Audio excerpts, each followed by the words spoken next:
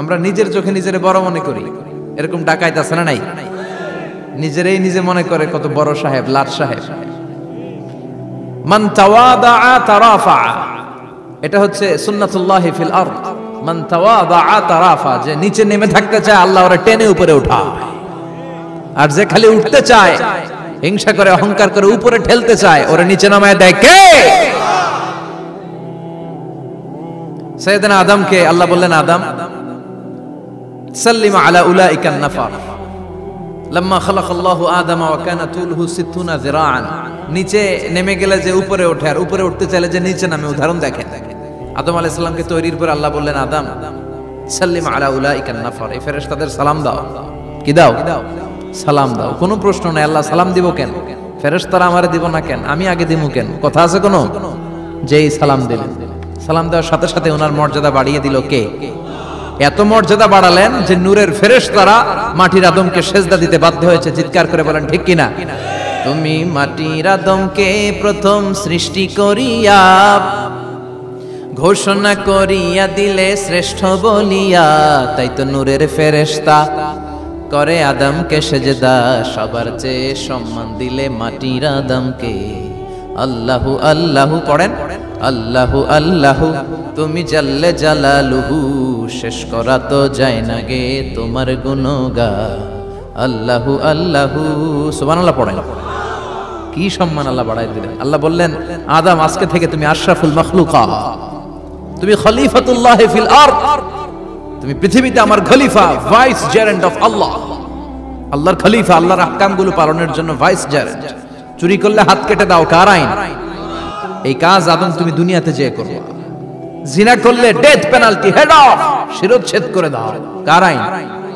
খলিফা হিসেবে মানুষ এসে করবে। মানুষকে আল্লাহ আশরাফুল মাখলুকাত বানিয়ে দিলেন, নিচু হয়েছে বড় বানিয়ে দিলেন। আর শয়তানের অবস্থা কি?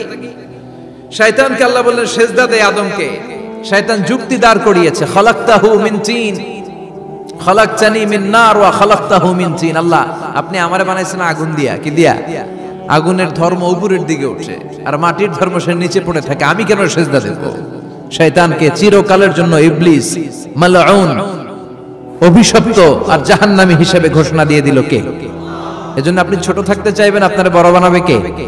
আর আপনি নিজে যদি বলেন আমি বড়, থাপ্পড় মেরে আপনারে নিচে নামাই দিবে কে?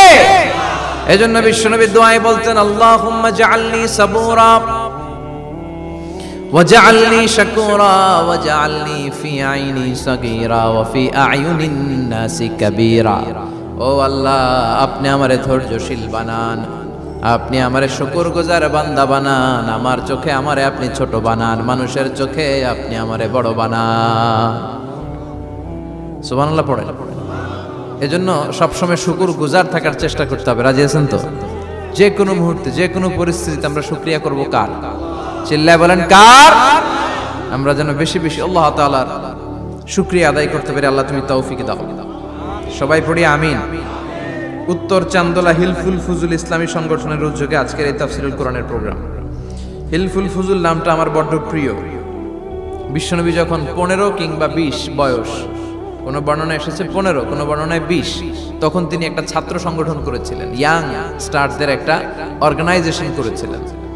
ওটার নাম তিনি দিয়েছিলেন হালাফুল ফুদুল। হালাফুল ফুদুল, ওইটারই আমরা বাংলা কি বলি? হিলফুল ফুজুল। হালাফ মানে শপথ, oath, we take an oath in the name of Allah. আল্লাহর নামে শপথ নেয়ারে বলে হালাফ। আর ফাদিলা, ফাদলুন, এগুলোর প্লুরাল হচ্ছে ফুদুল। ফুদুল মানে ভালো কাজ। ভালো ভালো কাজের উপর বিশ্বনবী যুবকদেরকে একত্রিত করলেন যে মক্কা শহরে কোনো টেন্ডারবাজি চলবে না, কোনো চাঁদাবাজি চলবে না, দুর্বলের উপর সবলের অত্যাচার চলবে না, জালিমের জুলুম চলবে না, হত্যা চলবে না, ধর্ষণ চলবে না, রাহাজানি চলবে না। মক্কা শহরটারে শান্তির শহর বানাতে হবে। যুবকরা এই দায়িত্ব কাঁধে নিয়েছে। কারা? মুরব্বীরা না, যুবকরা। যুবকদের আছে প্রাণ ঢালা উচ্ছ্বাস, অনেক শক্তি। এজন্য যুবকদেরকে ভালো কাজে আসতে হবে। যুবকরা চাইলে এই দেশের চেহারা পাল্টে দিতে পারে। এদেশে যুবক ভোটার আছে কয়জন জানেন? নতুন করে যুবক ভোটার হয়েছে 2 কোটি। কয় কোটি? 2 কোটি না? Can you imagine that? কল্পনা করতে পারেন? They can change Bangladesh, they can change the face of Bangladesh. তারা 56,000 বর্গ মাইলের এই বাংলাদেশের চেহারা পাল্টে দিতে পারে। তাদের অনেক শক্তি। এই জন্য যুবকদের এই শক্তি কাজে লাগাতে হবে। ফেন্সিডিল, গাঁজা, ইয়াবা, হিন্দি সিনেমা এগুলোর পিছনে দৌড়ানো যাবে, পর্নোগ্রাফির পিছনে ছোটা যাবে। যুবক বয়সে ভয় করতে হবে কারে? চিল্লায় বলেন কাকে? আল্লাহ আমার যুবক ভাইদেরকে তুমি তৌফিক দাও। বিশ্বনবী এই হালাফুল ফুদুল তিনি গঠন করলেন মক্কাতুল মুকাররমাতে। পুরো মক্কা শহরটা শান্তির শহর হয়ে গেল। সুবহানাল্লাহ। ভণ্ডামি এই দেশে আছে না নাই? দো দিল বান্দা কালমা চোরে, না পায় শ্মশান না পায় ঘোর, দিন থাকিতে আয়রে পথে ছাইড়া দে ভণ্ডামি, ভণ্ডামি ভণ্ডামি ভণ্ডামি, ছাইড়া দে ভণ্ডামি। আছে না নাই? নামাজ কালাম পড়ে না, ইবলিশ শয়তানের নানা। আছে না? নামাজ নাই, রোজা নাই, নাচানাচি, নাচ গান, গোসল করে না, সারা বছরে করে একবার, ওই গোসলের পানি মুরিদরা খায় ফেলায়। আছে না নাই?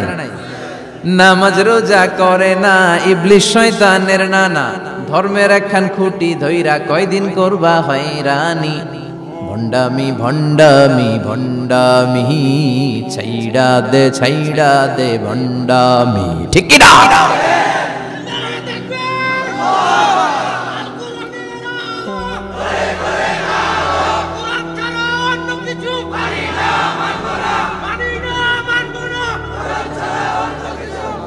তো এই বন্ড পীর ও পীর, আমার নানা ভাইও পীর। কথা কন, পীরে পীরে পার্থক্য আছে না নাই? পীরে পীরে পার্থক্য আছে। এজন্য পীর চিন্তা হবে। এদেশে এই পাক ভারতে ইসলাম প্রচারে ওলিয়া উলিয়াদের, পীর মাশায়েখদের অবদানের কোনো শেষ নাই। কিন্তু চিন্তা হবে, কষ্টি পাথর দিয়ে যাচাই করে নিতে হবে। কারণ এই পীরের আদলে অনেক ভণ্ড এই বাংলার জমিন আছে না নাই? এই ভণ্ডদের সাথে আমাদের কোনো সম্পর্ক নাই। ওনার দরবারে আলোচনা হয়, সাইয়্যিদ কামালউদ্দিন জাফরি সাহেব যায়, আমরা যাই, দেশ বরেণ্য ওলামায়ে কেরামরা যায়, যারা হকের কথা বলে, যারা কোরআন সুন্নাহর আলোকে বলে, কোনো ভণ্ডামি নাই। যাবেন, প্রতি বছর যাবেন।